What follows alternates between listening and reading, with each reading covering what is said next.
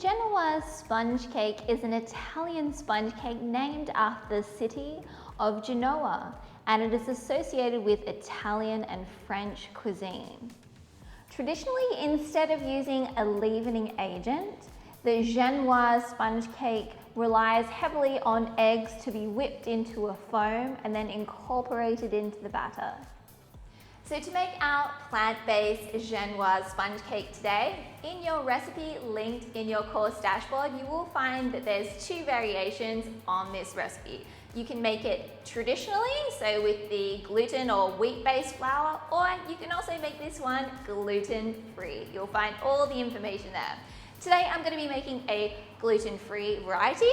However, the method is exactly the same, so you can follow along. So now we're just going to line our cake form. So I'm using an 18cm mousse ring, and you can use these for so many different applications. So today we're going to put our sponge cake in there, and I've just taken some foil and we're going to grease that. You can use some grease spray or even just rub some oil over there. And then just place a ring over the top. Now I don't want to grease the sides. I actually do want the sponge cake to stick to the sides, and that's going to help us give a little bit more stability and hold onto that volume. And we're just going to carefully wrap around our foil.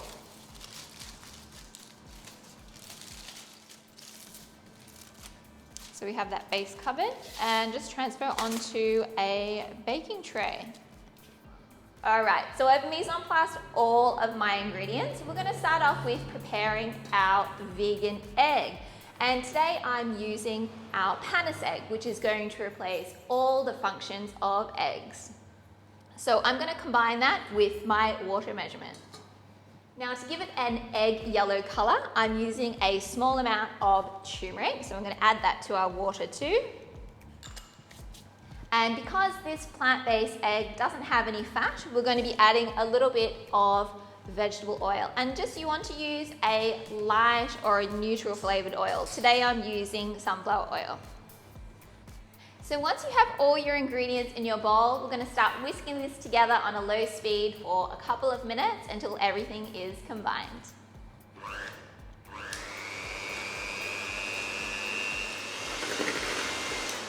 So now we can start adding our sugar. I'm going to start off with just a spoonful at a time, or about 1 tablespoon. I'm just going to add that to my mixture. I'm going to beat this for about a minute or two, or until our mixture about doubles in size. We want to add this very slowly so we can create a good stable foam. And I'm beating on a low to medium speed. What's unique about the Genoise sponge is it doesn't rely on any leavening agents. The leavening comes from the eggs, or in our case, our panis egg, from all those little air bubbles that we're creating with the whipping process. After about a minute or two, you'll see that it's about doubled in size and it's become nice and pale and kind of thick. We're going to continue adding our sugar, about a spoonful at a time, and beat for about a minute in between each addition.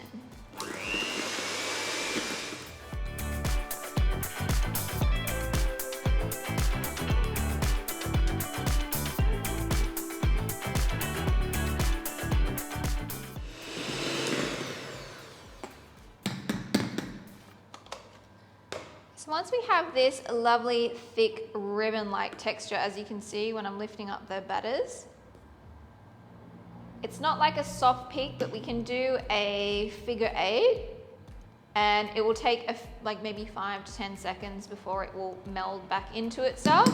So it's nice and thick, nice and fluffy, and this is going to be leavening our sponge cake today. So we're going to add our flour in 3 additions.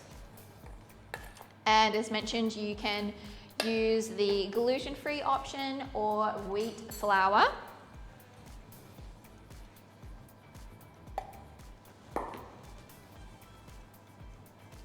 And I like to sift it in just to make sure we have no lumps. And we're just going to fold that in. We don't want to deflate our foam. Just make sure you scrape it underneath the bowl as well.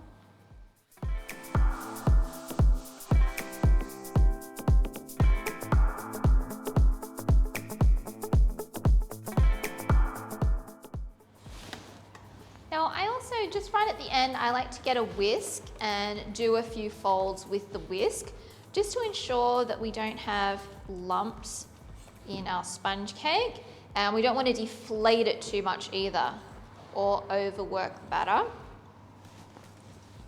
So just kind of doing a few stroke-throughs just to make sure it's nicely incorporated. So now we can transfer into our prepared mold.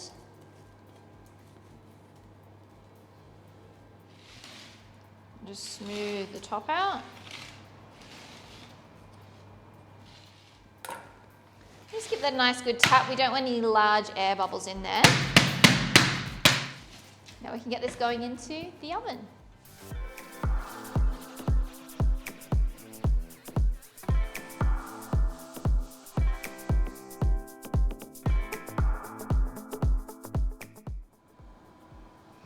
So my oven just went off and my sponge cake is all done. You can see it's a nice golden color, and I did already check the core temperature. It's at 95 degrees Celsius, so I know it's completely cooked through. I'm going to actually let this cool in the oven just to ensure our sponge cake doesn't collapse. So we're just going to be nice and gentle with the cooling, and we'll come back in a couple of hours.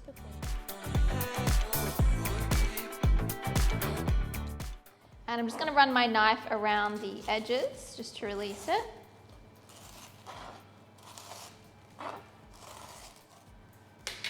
And it's looking lovely, nice and fluffy and spongy. And this was actually the gluten-free one that we did.